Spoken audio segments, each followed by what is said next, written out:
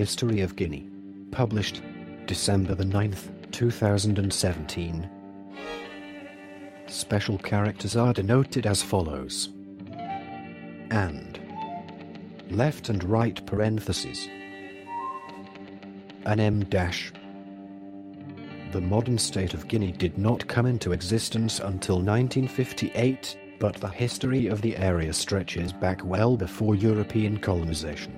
Its current boundaries were determined during the colonial period by the Berlin Conference, 1884 to 1885, and the French, who ruled Guinea until 1958. Part 1. West African Empires. What is now Guinea was on the fringes of the major West African empires. The Ghana Empire is believed to be the earliest of these, which grew on trade but contracted and ultimately fell due to the hostile influence of the Almoravids. It was in this period that Islam first arrived in the region, the Soso Kingdom. 12th to 13th centuries. Briefly flourished in the void, but the Islamic Mandinka Mali Empire came to prominence when Soundi Artikita defeated the Soso ruler Sumang Rukant at the semi-historical Battle of Kirina in c. 1235. The Mali Empire was ruled by Mansa emperors, the most famous being Kanku Musa, who made a famous Hajj to Mecca in 1324.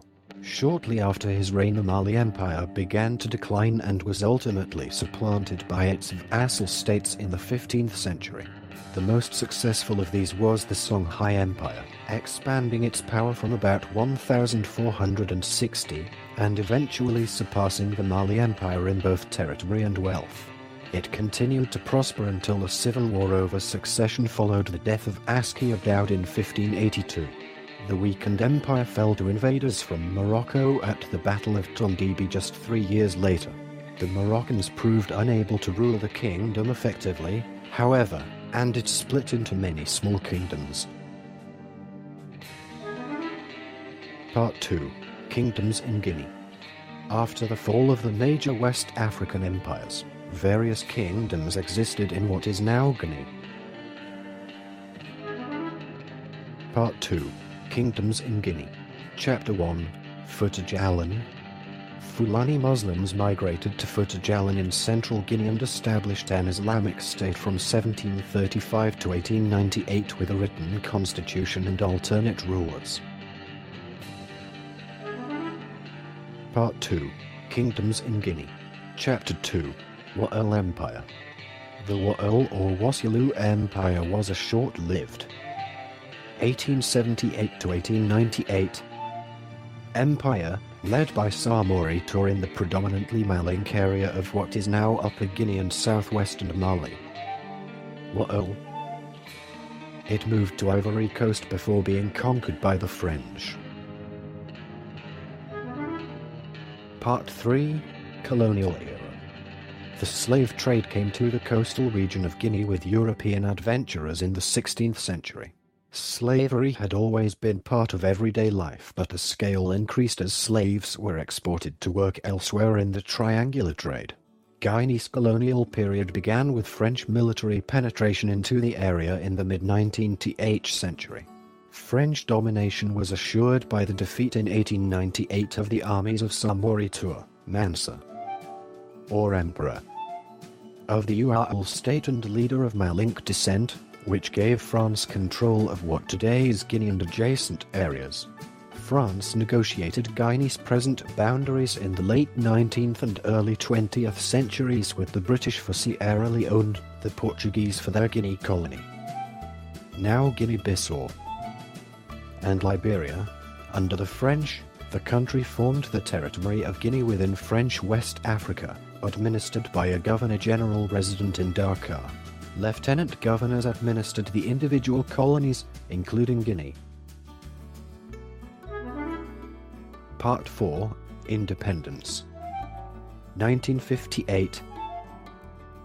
In 1958, the French Fourth Republic collapsed due to political instability and its failures in dealing with its colonies, especially Indochina and Algeria. The founding of a fifth republic was supported by the French people, while French President Charles de Gaulle made it clear on the 8th of August 1958 that France's colonies were to be given a stark choice between more autonomy and a new French community and immediate independence in the referendum to be held on the 28th of September 1958. The other French colonies chose the former but Guinea. Under the leadership of Ahmed Sékou Touré, Democratic Party of Guinea, PDG, had won 56 of 60 seats in 1957 territorial elections. Voted overwhelmingly for independence. The French withdrew quickly, and on October 2, 1958, Guinea proclaimed itself a sovereign and independent republic, with Sékou Touré as president.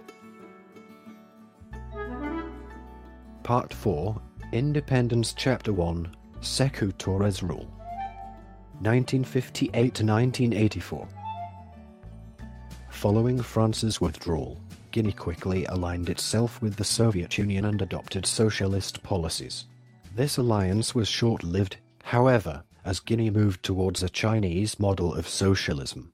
Despite this, however, the country continued to receive aid and investment from capitalist countries such as the US. Even the relationship with France improved. After the election of Valéry Giscard d'Estaing as president, trade increased and the two countries exchanged diplomatic visits. By 1960, Touré had declared the PDG the only legal party. For the next 24 years, the government and the PDG were one. Touré was re-elected unopposed for 7-year terms as president, and every 5 years voters were presented with a single list of PDG candidates for the National Assembly. Advocating a hybrid African socialism domestically and Pan-Africanism abroad, Touré quickly became a polarizing leader, and his government became intolerant of dissent, imprisoning hundreds, and stifling free press. At the same time, the Guinean government nationalized land, removed French-appointed and traditional chiefs from power, and broke ties with French government and companies, vacillating between support for the Soviet Union and. By the late 1970s, the United States, Guinea's economic situation became as unpredictable as its diplomatic line. Alleging plots and conspiracies against him at home and abroad, Touré's regime targeted real and imagined opponents, driving thousands of political opponents into exile. In 1970, Portuguese forces, from neighboring Portuguese Guinea, staged Operation Green Sea, a raid into Guinea with the support of exiled Guinean opposition forces. Among other goals, the Portuguese military wanted to kill or capture Sékou Touré due to his support of the PIGC, a guerrilla movement operating inside Portuguese Guinea. After several days of fierce fighting, the Portuguese forces retreated without achieving most of their goals.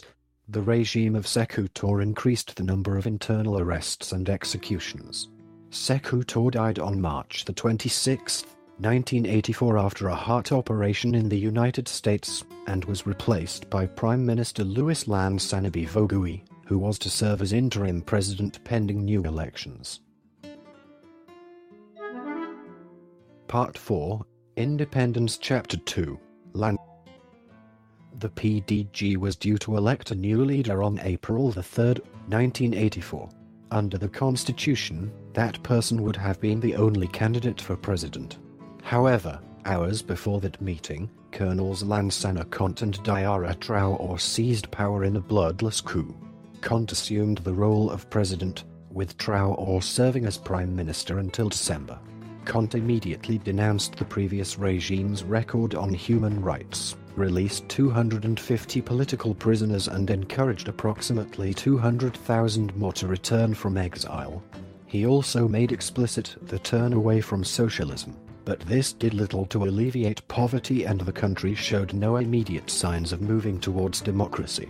In 1992, Conte announced a return to civilian rule, with a presidential poll in 1993 followed by elections to parliament in 1995, in which his party, the Party of Unity and Progress, won 71 of 114 seats. Despite his stated commitment to democracy, Conte's grip on power remained tight. In September 2001, the opposition leader Alpha Condé was imprisoned for endangering state security, though he was pardoned 8 months later. He subsequently spent a period of exile in France. In 2001, Conte organized and won a referendum to lengthen the presidential term, and in 2003 been his third term after elections were boycotted by the opposition. In January 2005, Conte survived a suspected assassination attempt while making a rare public appearance in the capital Conakry. His opponents claimed that he was a tired dictator whose departure was inevitable, whereas his supporters believed that he was winning a battle with dissidents. Guinea still faces very real problems and, according to foreign policy, is in danger of becoming a failed state. In 2000, Guinea became embroiled in the instability which had long blighted the rest of West Africa as rebels crossed the borders with Liberia and Sierra Leone, and it seemed for a time that the country was headed for civil war.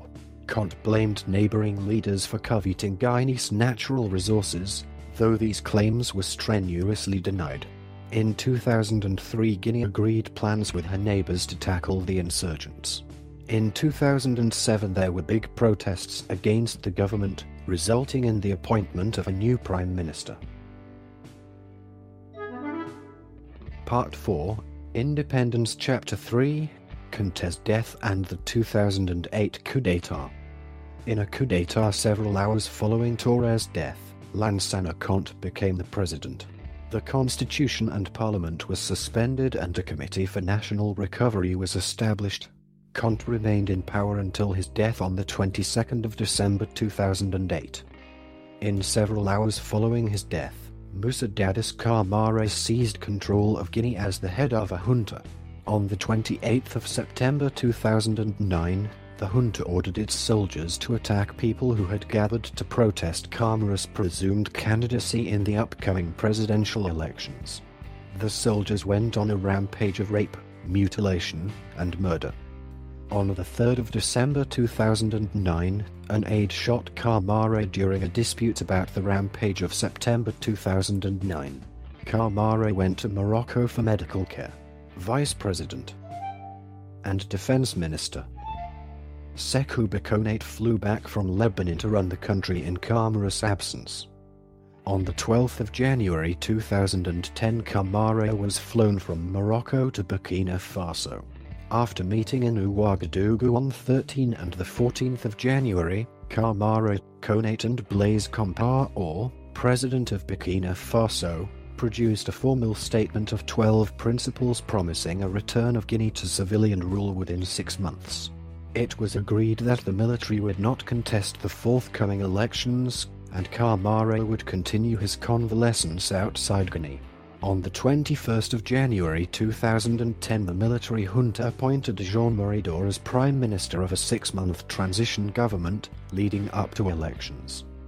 The presidential election was set to take place on the 27th of June and the 18th of July 2010. It was held as being the first free and fair election since independence in 1958. The first round took place normally on the 27th of June 2010, with ex-Prime Minister Cellou Dalein Diallo and his rival Alpha Condé emerging as the two runners-up for the second round.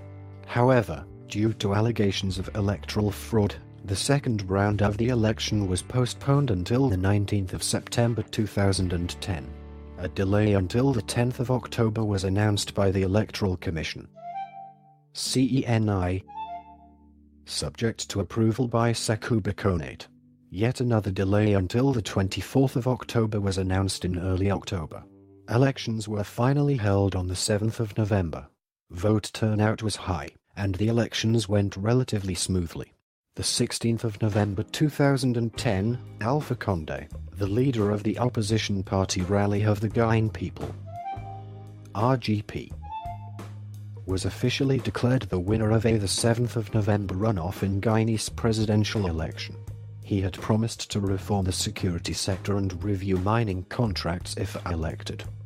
On the night of the 18th of July 2011, President Condé's residence was attacked in an attempted coup. The attack included a fierce firefight and rocket-propelled grenades. The president was unharmed. 16 people have been charged with the attempted assassination. Most of those indicted are close associates of Connate. The National Assembly of Guinea, the country's legislative body, has not met since 2008 when it was dissolved after the military coup in December. Elections have been postponed many times since 2007 and, most recently, were scheduled for the 8th of July 2012. In April 2012, President Condé postponed the elections indefinitely, citing the need to ensure that they were transparent and democratic. In February 2013, a plane carrying the head of the Guinean Armed Forces, General Khalifa Diallo, and 9 other military officials, crashed on its way to the Liberian capital, Monrovia. Chapter 3: Conte's Death and the 2008 Coup d'etat. Section 1: 2013 Protests. The opposition coalition withdrew from the electoral process in mid-February, mainly due to President Condé's insistence on using a suspicious South African firm Waymark Infotech to draw up the registered vote list. In late February 2013, political violence erupted in Guinea after protesters took to the streets to voice their concerns over the transparency of the upcoming May 2013 elections. The demonstrations were fueled by the opposition coalition's decision to step down from the electoral process in protest at the lack of transparency in the preparations for elections. 9 people were killed during the protests, while around 220 were injured, and many of the deaths and injuries were caused by security forces using live fire on protesters. The political violence also led to inter-ethnic clashes between the Fang and Bubi peoples, the latter forming the base of support for President Condé, with the former consisting mainly of the opposition. On the 26th of March 2013, the opposition party backed out of the negotiation with the government over the upcoming 12th of May election. The opposition claimed that the government has not respected them, and have not kept any promises they agreed to. This is expected to lead to more protests and fighting in the streets of Guinea. Part 4, Independence Chapter 4, 2014 Ebola Outbreak. Beginning in July 2014, Guinea suffered the most severe recorded outbreak of Ebola in history, which rapidly spread to neighboring countries Liberia and Sierra Leone. This recording is a derivative work from Wikipedia. For more information, please visit www.frogcast.org.